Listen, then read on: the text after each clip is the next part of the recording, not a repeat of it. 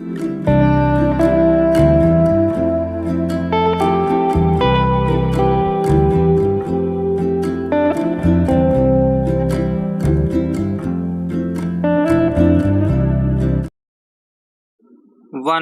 2, 3 start. महोदय, भारत सरकार देश की आर्थिक स्थिति पर बराबर गौर करती रही है। मैंने संसद के अपने पिछले अभिभाषण में थोक दामों में थोड़ी कमी का उल्लेख किया था। कमी की ओर का यह झुकाव फरवरी और मार्च के महीनों में और जोर से बढ़ गया। कुछ अंश में यह सारे संसार में चीजों की कीमतों के पुनः समायोजन के कारण हुआ। जो कमी 1950 में ही शुरू हुई थी, वह कोरिया में युद्ध आरंभ हो जाने के कारण कुछ रुक सी गई थी। कोरिया में विराम संधि की आशा की झलक से कीमतों के पुनः समायोजन की यह प्रक्रिया जोर पकड़ गई है।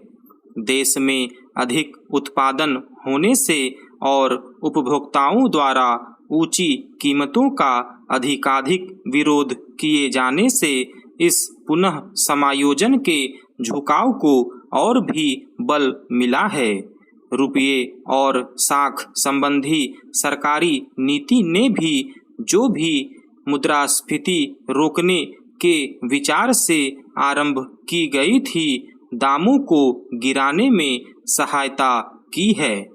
जो लोग वाणिज्य और कारोबार में लगे हैं, वे और विशेषकर कपड़े और पटसन की बुनाई के कारोबार वाले मूल्यों में गिरावट आने से कुछ संकट में पड़ गए हैं।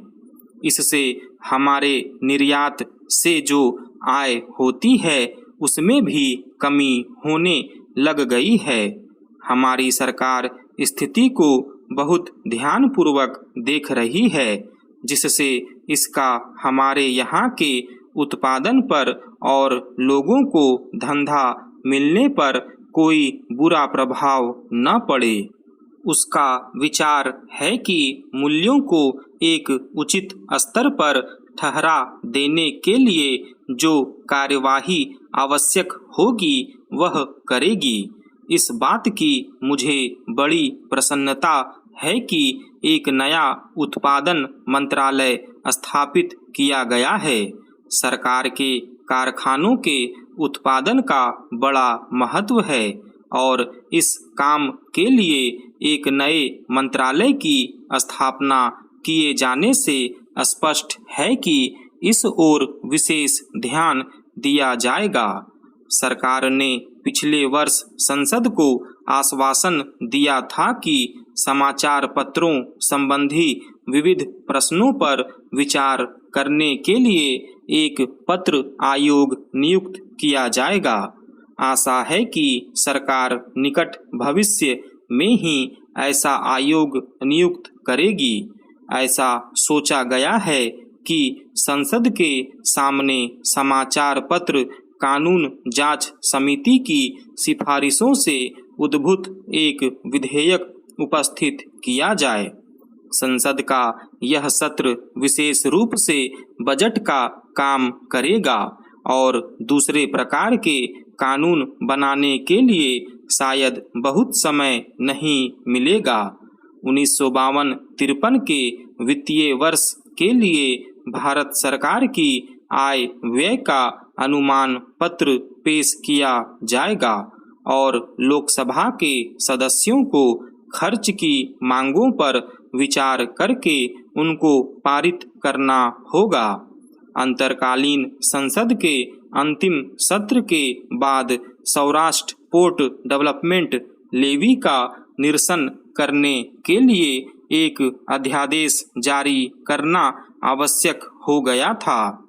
वह अध्यादेश आपके सामने एक नए विधेयक के रूप में आएगा और आपसे निवेदन किया जाएगा कि आप उस पर विचार करें और उसको पारित करें। एक दूसरा अध्यादेश 1950 को जारी रखने के लिए जारी किया जाएगा। महोदय, हमारे बीच आज पाकिस्तान के अध्यक्ष की उपस्थिति इस सुखद परिवर्तन का प्रमाण है। व्यक्तिगत असुविधा के बावजूद उन्होंने गणराज्य दिवस समारोह देखने के लिए हमारा निमंत्रण स्वीकार किया और वे यहाँ पधारे हैं।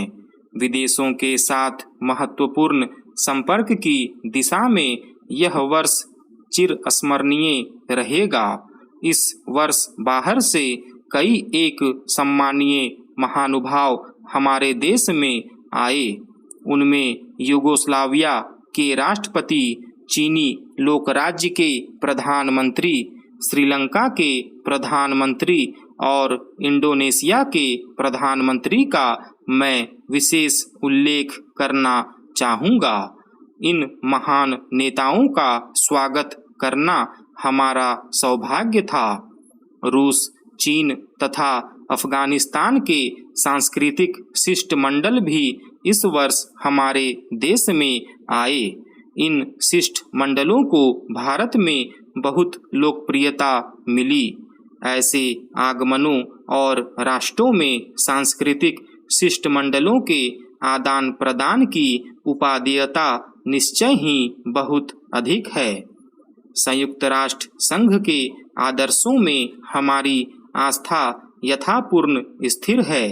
फिर भी मेरे विचार से विभिन्न भूखंडों के राष्ट्रों द्वारा सामान्य समस्याओं पर विचार करने के लिए पारस्परिक विचार विमर्श उस महान विश्व संगठन के उद्देश्य अथवा आदर्शों के प्रतिकूल नहीं।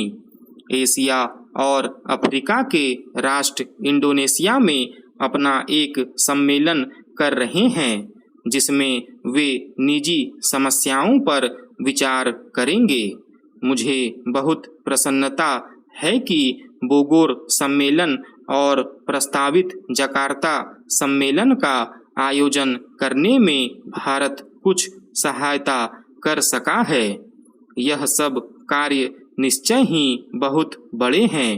इनसे हमें आगे बढ़ने के लिए दृढ़ संकल्प और आत्मविश्वासी बने रहने की प्रेरणा मिलती है। यह उस नए युग का आरंभ मात्र है जिस भू पर उतरने की हम प्रतिज्ञा कर चुके हैं। जो महान कार्य हमने अपने ऊपर लिए हैं, उन्हें संपन्न करने के लिए भारत को अपने प्रत्येक नागरिक की सद्भावना, सहयोग तथा सहायता की अपेक्षा है। यह अब प्रत्यक्ष होता जा रहा है कि लोगों में आशा तथा आत्मविश्वास की कमी नहीं और भारत के भविष्य में उन्हें पूर्ण विश्वास है। ये शुभ लक्षण हैं। अपने पिछड़े हुए और दलित भाइयों से दो शब्द कहकर मैं इस संदेश को समाप्त करता हूँ। हम अपनी प्रतिज्ञाओं से मार्गदर्शन और उन उच्च आदर्शों से उत्प्रेरित हों जिनका सदियों से भारत ने आदर किया है और जिनका फिर से स्मरण कराने के लिए महात्मा गांधी ने इतना गंभीर प्रयत्न किया, जो भारत में सच्चा कल्याणकारी राज्य स्थापित करने के लिए कटिबद्ध हैं। ऐसा कल्याणकारी राज्य बनाएंगे जिसमें प्रत्येक नागरिक को न केवल समान अधिकार और समान अवसर मिलेगा, बल्कि वह अपने देश के प्रति कर्तव्य का भी स्वेच्छा से पालन करेगा।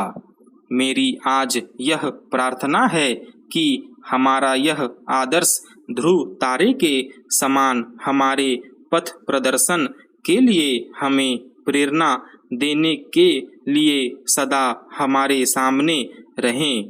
मैंने यह प्रयत्न किया है कि संसद के इस सत्र में जो काम आपके सामने आएंगे उनमें से कुछ आपको बता दूं। मुझे आशा है कि आपका परिश्रम हमारे देश के कल्याण के लिए सफल होगा और भारत गणराज्य की यह नई संसद मैत्रीपूर्ण सहयोग का एक उदाहरण उपस्थित करेगी। स्टॉप।